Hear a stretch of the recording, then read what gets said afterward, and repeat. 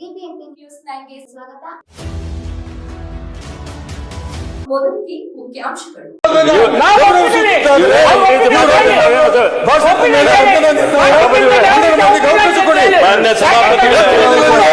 ಅವ್ರು ಮಾತಾಡೋದು ಬಿಡ್ತೀರಿ. ಇಲ್ಲಿ ನಾವು ರಾಜ್ಯಪಾಲರ ಭಾಷಣದ ಬಗ್ಗೆ ನಾವು ಯಾರು ಕೂಡ ಮಾತಾಡಿಲ್ಲ. ನೀವು ಲೇ ಮಾಡಿದ ತಕ್ಷಣ ಸಭಾನಾಯಕರು ಮಾತಾಡಿರ್ತಕ್ಕಂಥ ವಿಚಾರವನ್ನು ನಾವು ಪ್ರಸ್ತಾಪ ಮಾಡಿದ್ದೀವಿ. ಅವರೇನಿದೆ, ಇಡೀ ರಾಜ್ಯದ ಜನತೆಗೆ ಅಗೌರವ ತೋರಿಸಿದ್ದಾರೆ ಅಂದರೆ ಯಾವ ರೀತಿ ಅಗೌರವ ತೋರಿಸಿ ಅಂದರೆ ಜಸ್ಟಿಫಿಕೇಶನ್ ಕೊಡಬೇಕು. ಮತ್ತೆ ಖಂಡಿಸ್ತಿದ್ದೇವೆ ಅಂತ ಹೇಳಿದರೆ ಯಾಕೆ ಖಂಡಿಸ್ತಿದ್ದೇವೆ ಅಂತ ಹೇಳಬೇಕು.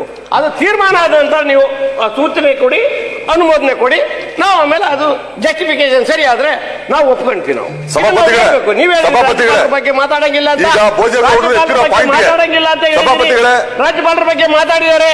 ಆ ಮಾತಾಡಿದ್ದನ್ನ ಅವರು ಮತ್ತೆ ವಾಪಸ್ ಹೇಳ್ತಾರೆ ರಾಜ್ಯದ ಜನತೆಗೆ ಅವಮಾನ ಮಾಡಿದ್ದಾರೆ ಅಂತ. ಯಾವ ರೀತಿ ಅವಮಾನ ಮಾಡಿದ್ದಾರೆ ಅಂತ ಜಸ್ಟಿಫಿಕೇಶನ್ ಕೊಡ್ಲಿ. ಸಭಾಪತಿಗಳೇ, ಭೋಜೇಗೌಡರು ಎತ್ತಿರೋ ಪಾಯಿಂಟ್ಗೆ ನಾನು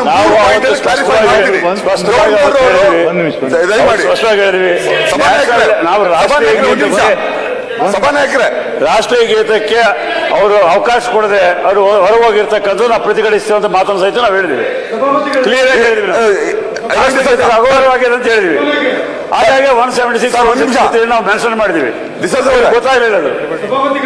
ಅವರೆಲ್ಲ ಮಾಡಿದ್ದು ಹಿಂದಕ್ಕೆಲ್ಲ ಮಾಡಿದ್ದು ಇಲ್ಲಿ ಇದೆ. ಅಪೋಸಿಷನ್ ಮಾಡಿದ್ದೆಲ್ಲ ಇಲ್ಲೇ ಇದೆ. ಎಲ್ಲ ರಾಜ್ಯಪಾಲರು ಬಂದಾಗ ಬೆಂಗಳೂರಿಗೆ ಬಂದು ಏನ್ ಮಾಡಿದ್ರೆ ಎಂಬುದು ಇಲ್ಲೆಲ್ಲ ಕ್ಲಿಯರ್ ಆಗಿದೆ.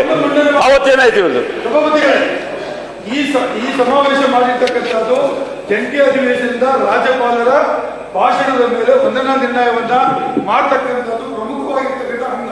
ಈಗ ಬಿಜೆಪಿಯ ಪಕ್ಷದವರು ಅಥವಾ ವಿರೋಧ ಪಕ್ಷದವರು ಇವತ್ತು ರಾಜ್ಯಪಾಲರ ವಂದನಾ ನಿರ್ಣಯದ ಪರವಾಗಿ ಮಾತಾಡಲಿಕ್ಕೆ ಅವಕಾಶ ಕೊಡುವುದಿಲ್ಲ ಅಂತ ಹೇಳಿದ್ರೆ whether it is amounts to honouring the governor, ನೀವು ಗವರ್ನರ್ ಗೌರವಿಸ್ತೀರಾ ಇಲ್ವಾ ಅಂತ ಹೇಳುವಂತದ್ದು ಹೇಳ್ಬೇಕು.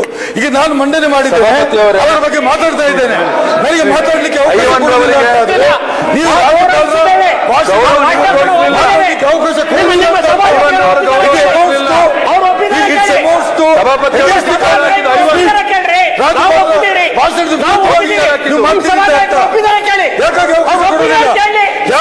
ಉದ್ದೇಶ ಏನು? ನಿಮ್ಮ ಉದ್ದೇಶ ಏನು? ರಾಜ್ಯಪಾಲರ ಭಾಷಣದ ಮೇಲೆ ಮಾತಾಡ್ಲಿಕ್ಕೆ ಅವಕಾಶ ಕೊಡುವುದಿಲ್ಲ ಅಂತಾದ್ರೆ ರಾಜ್ಯಪಾಲ ಆಗ್ತದೆ ಅಂತ ಹೇಳ್ಬೇಕಾಗ್ತದೆ.